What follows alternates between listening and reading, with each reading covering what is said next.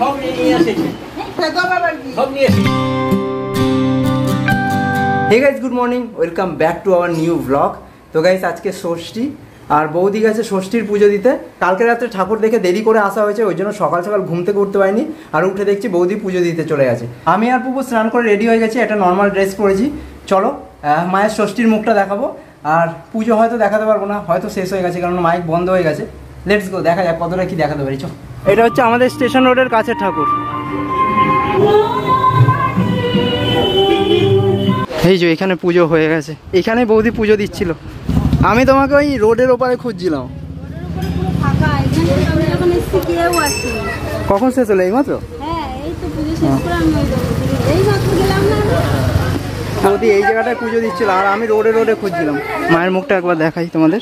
এরপর মন্দিরে ঢুকতেই দেখলাম ব্রাহ্মণ খুবই রেগে গেছিলেন। আর ওনার রাগাটাই স্বাভাবিক, কারণ এত বড় একটা পুজো আর ব্রাহ্মণ মাত্র একটা। প্রথমত ব্রাহ্মণ একা, তার উপরে যোগান দেওয়ার লোক কম, তাই উনি রেগে যাচ্ছিলেন। আর দ্বিতীয়ত উনিই বলছিলেন যে দুব্বা ফুল বেলপাতা আনা হয়েছে সেগুলো পচা শুকনো। তো স্বাভাবিক এই সমস্ত দেখে যে কোনো ব্রাহ্মণের রাগ ধরারই কথা। সত্যি কথা বলতে এই পুজোটা কিন্তু ভালোই একটা স্ট্যান্ডার্ড পাড়ার পুজো। ষষ্ঠীর দিন ব্রাহ্মণের মুখে শুনে সত্যিই আমার খুব খারাপ লেগেছে। আর তোমরা যদি ভালো করে দেখো, মাকে কিন্তু সাজানোও হয়নি, না গয়না পরানো হয়েছে, না মায়ের হাতে ত্রিশূল দেওয়া হয়েছে। মানে বলতে পারো মায়ের ষষ্ঠীর পুজো হয়ে গেল, বাট সাজসজ্জা অসম্পূর্ণ রয়ে গেছে। যদিও সেটা পরে পড়ানো হচ্ছিল। তো এটাই আমার জাস্ট একটু খারাপ লেগেছিল, সেটাই তোমাদের সামনে তুলে ধরলাম।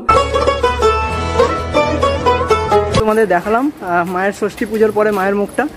এবার বাড়ি যাই।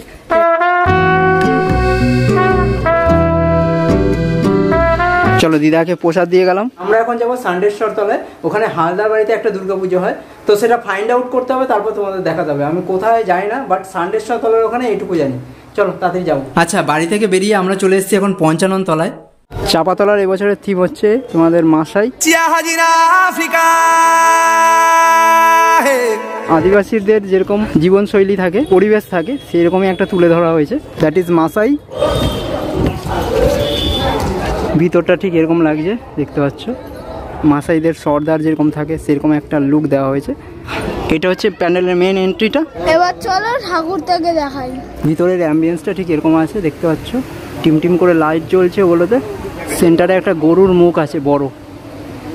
আর এরকম পুরোটা এরকম একটা অ্যাম্বিয়েন্স তৈরি করা হয়েছে, ছোট ছোট লাইট আছে ওগুলোতে। মা দুর্গাটা কিন্তু একদম আদিবাসী টাইপ। ঠাকুর কিরকম লেগেছে? হ্যাঁ, মা সব রূপেই আছে। ঠাকুরটা খুব ভালো হয়েছে, এখানে প্যান্ডেলটাও ভালো। এটা দেখতে হলে কোথায় আসতে হবে? এটা দেখতে হলে চুচুড়ার তোলাভাটক মোড়ে আসতে হবে। আমরা সান্ডেশ্বর তলা চলে এসেছি, আবার সান্ডেশ্বর তলা। আর এইখানেই কিন্তু একটা পুজো হয়েছে ছোটখাটোর মধ্যে। প্যান্ডেলটা কিন্তু দারুণ করেছে, ঠিক আছে। বাহ, ভিতরের অ্যাম্বিয়েন্সটা কিন্তু ভালো, এখানেরও বেশ ভালো। ওভারঅল এইভাবে সাজানো হয়েছে প্যান্ডেলের ভিতরটাকে।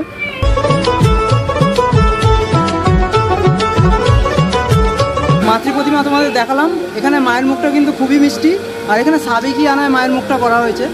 তো ভালো লেগেছে, বেশ ভালো লেগেছে। চলো এবার আমরা হালদার বাড়ি যাবো। চলো এবার আমরা হালদার বাড়ির দিকে যাচ্ছি। আর এটা হচ্ছে হালদার বাড়ির ঠাকুর। এখানে ঢুকে না আমি জাস্ট একটা সিচুয়েশন খালি দেখলাম। বাড়ির পুজো, মানুষ এমন একটা সিচুয়েশন যে কোথা থেকে কে চলে এসে একটু অপ্রস্তুত লাগছিল, তাই কথাবার্তা বলিনি।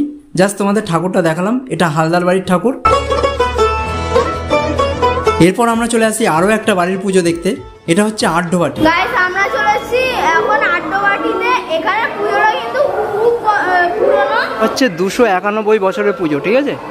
বাড়ির ভিতরটা ঠিক এরকম একটা অ্যাম্বিয়েন্স রয়েছে, কালার কম্বিনেশন এরকম রয়েছে, বেশ ভালো লাগছে। গ্রিলটা দেওয়া রয়েছে, গ্রিলের মধ্যে থেকে আমি দেখাচ্ছি।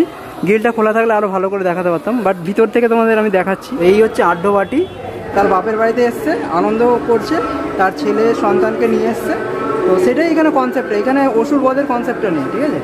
কি ওই তো শিবের পাশে, হ্যাঁ সামনে যেটা রয়েছে। হ্যাঁ, মা দুর্গার আগমনে উল্লাসে আলিঙ্গনে মহামারী মুছে যাবে আজ। ঢাকের পিঠে পড়লো কাঠি, পুজো হোক জমজম।